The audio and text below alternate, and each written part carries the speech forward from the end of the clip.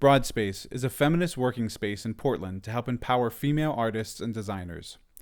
On the walls of Broadspace hang many different graphically intriguing and beautifully made artworks. The creator of those artworks is a woman named Jennifer. She started with the sewing machine during the most difficult time in her life. Well, I've been an artist most of my life, but I never really found a good medium that I felt comfortable with and I felt like I was successful with. And then in this winter of 2014, I was going through a really hard time, so I took a weaving class and then I started making pillows and then I started quilting, and that's where I really felt like I found my voice. And the first time in my life I was like, wow, I'm really good at this. And so it just continued to grow. Before Jennifer found her passion, she took a job as office manager at a tech firm that produces a photo editing app. She thought this new job was going to be a life-changing opportunity, but It was an awful job. It was a terrible environment because it was the tech field, which is predominantly male driven. And I was working for some particularly aggressive, negative men. It was just awful. It was 40 hours a week, so I was going in, coming home miserable. I had no time for myself or my friends or love life. And it just felt like my life was falling apart. And then right after that, I actually got fired from that job, which was, it was so heartbreaking because it's like getting broken up with someone who you didn't like anyways. So it was just like another like gut punch to the stomach because it's like, well, I didn't even want to stay here. I just wanted to be responsible and stay here for a year. I was just really feeling trapped in my own life, kind of helpless. just as Jennifer thought her life could not get any worse, things around her took another turn for the worst.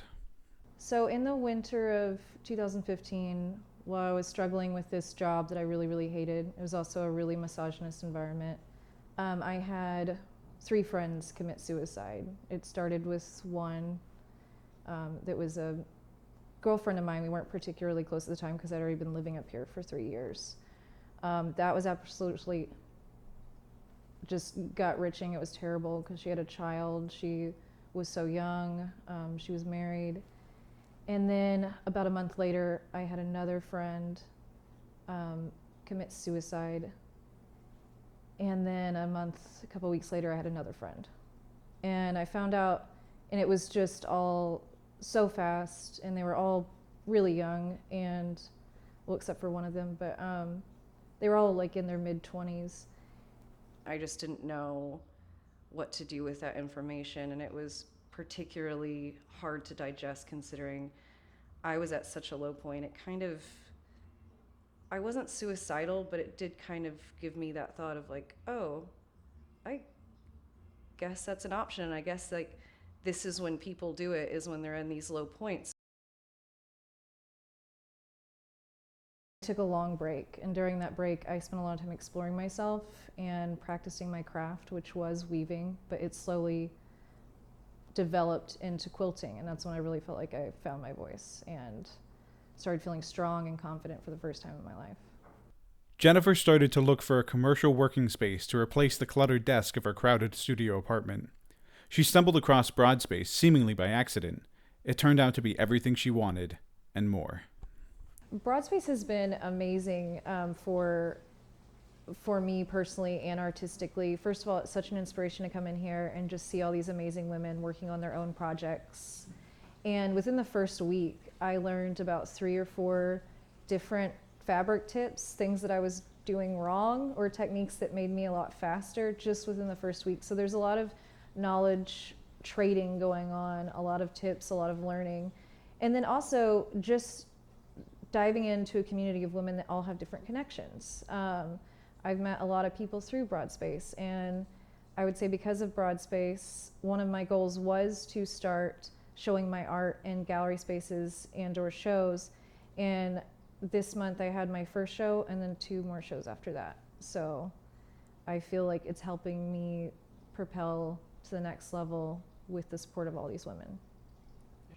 My personal mission with my quilts is to get people to see them as actual art. I think quilting does not, at this moment, have a spot in the real art world, if you want to call it that. And I think it's been overlooked because it's predominantly Quilts have predominantly been produced by women out of their homes. And I want to get people to stop looking at quilts as just some crafty, cute things that moms do in their spare time or that grandmothers make for new babies, which those are all great. Those are wonderful things, and I'm not discrediting those women. But quilting takes a lot of work. It's a lot of technique. It's a lot of time spent. It is a lot of math. Quilting is not easy. It's hard, and the outcome is beautiful. There was just something missing in my life. There was something, it just gave me a whole new sense of purpose. It gave me something to be proud of. It also just allowed me to have a voice which I never had before, because I knew I was artistic. I knew that I had all these ideas, but I was never able to express them. And I think a large part of that is just finding the medium that you feel like that you're good at.